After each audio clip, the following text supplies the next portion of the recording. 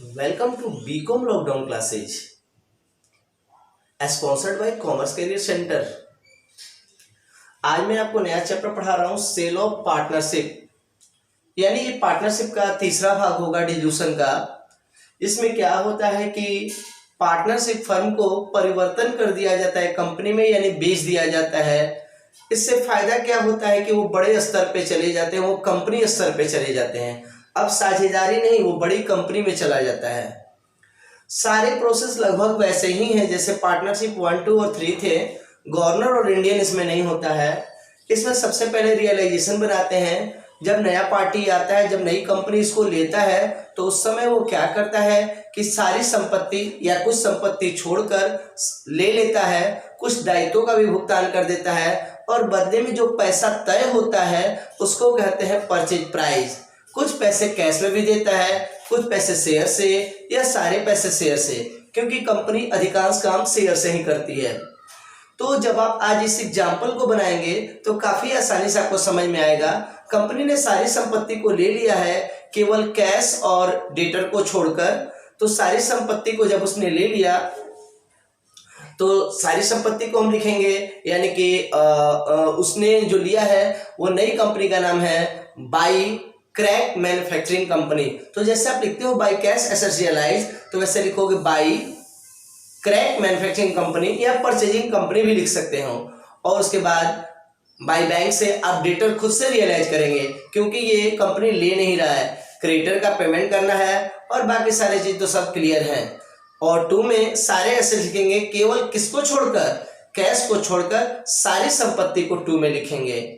Cash बिकता नहीं है, लेकिन कभी कभी कहता है सब कुछ बोलेगा तब कैश, तो कैश को छोड़कर सारी संपत्ति आप 2 में लिखेंगे। और उसके बाद मैं आपको बात कर रहा हूं, बाई में आपका जो क्रेडिटर लिखाता है 2 में पेमेंट होता है, और बाई बैंक से आप डेटर को रियलाइज कर लोगे तो आपकी स्थिति है कि 2 प्रॉफिट आ जाएगी। मेन टॉपिक ये बताना है कि जितने में तय होगा कि कितना में कंपनी फर्म को बेचेगी, उसी को परचेजिंग प्राइस कहते हैं, परचेज प्राइस कहते हैं, जिसको रियलाइजेशन के बाई में लिखा हुआ है बाई परचेजिंग कंपनी। ज्यादा अच्छा होगा कि आप लिखें क्रैक मैन्युफैक्चरिंग कंपनी, कंपनी का नाम। तो जो कंपनी आपको पैसे देगा परचेजिंग का, यानी परचेज प्राइस का, उसको पार्टनर कैसे बांटे, यही मेन टॉपिक है। अगर इस चैप्टर में कोई भी मेन टॉपिक है तो परचेज प्राइस, यानी कि जितना में तय हुआ है बिजनेस बिकने के लिए, फर्म बिकने के लिए, उसको साझेदार आपस में कैसे बांटेंगे, यही देखना होगा। तो आइए इसके लिए मैं पार्टनर कैपिटल आपको बताता हूं, आपका कॉन्सेप्ट एकदम 100% क्लियर होगा। तो आइए देखते हैं एग्जाम्पल नंबर 1। इसमें सबसे पहले पार्टनर कैपिटल बनाते समय क्या लेते हैं सर, बाई बैलेंस बीडी, यानी पूंजी, बाई बैलेंस बीडी, यानी कि दोनों कोई का पूंजी लगभग दोनों कोई का एक समान है, 85,000 दोनों कोई का है, तो दोनों कोई में लिखेंगे 85,000।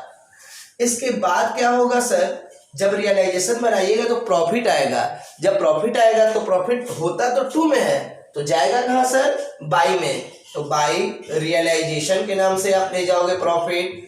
कितनी प्रॉफिट है सर, प्रॉफिट आपका दिया है दोनों कोई का 8,250, 8,250। इस तरीके से देखा गया कि बाई का काम तो हो गया सर, अब कुछ भी नहीं है, तो लगभग अब कुछ क्लोज, अब इसको क्लोज किया जाए क्योंकि 2 में तो कुछ है नहीं। तो इधर हो गया 93,250 फाइनल जोड़, 93,250, 93,250। अब ऐसी बात है कि अब शेयर का पैसा बांटना होगा। तो शेयर का पैसा कितना है सर, 1,75,000। तो 1,75,000 कैसे बांटेंगे, यही ध्यान देना है। किताब के रेशियो पर नहीं, इक्वल रेशियो पर नहीं, जैसा किताब बोलेगा। हम किस रेशियो पर परचेज प्राइस को बांटेंगे, तो ये आपके जोड़ के अनुपात में।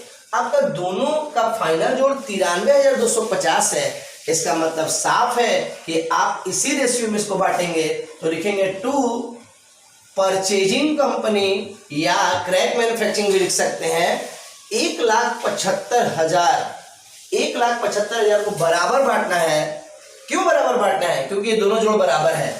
तो आ जाएगा सर 87,500, दोनों में लिखेंगे, दोनों में 87,500। हालांकि ये मिला तो आपस में नहीं, तो जो भी कमी है उसको कैश या बैंक से बैलेंसिंग कराएंगे।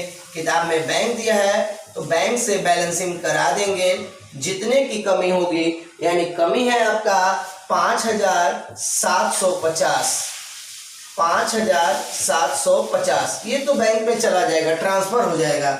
दिख रहा है 2 में तो चला जाएगा बाई में, यानी फाइनल जोड़ 93,250, 93,250।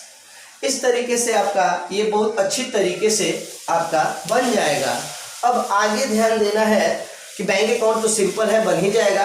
अगर मान लिया जाए सर ये जोड़ बराबर नहीं आएगा, किसी विद्यार्थी का ये क्वेश्चन हो सकता है कि सर ये सदैव बराबर नहीं आएगा, तब हम क्या करेंगे। मान लिया जाए कि आता है 5 लाख, मान के चलिए कि आता है 5 लाख और इसका जोड़ आता है 4 लाख, तो आप परचेजिंग प्राइस को यहाँ पे बांटेंगे 5:4 पर।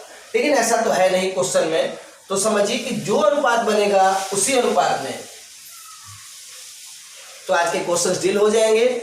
इस एग्जाम्पल के आधार पे क्वेश्चन नंबर 2 को सोल्व करने का प्रयास करेंगे। नहीं समझ में आएगा तो मैं बताऊंगा, वॉइस मैसेज भी कर ले, कॉल कर ले जहां फंसते हैं। तो इसी के साथ मैं विदा लेता हूं। जय हिंद।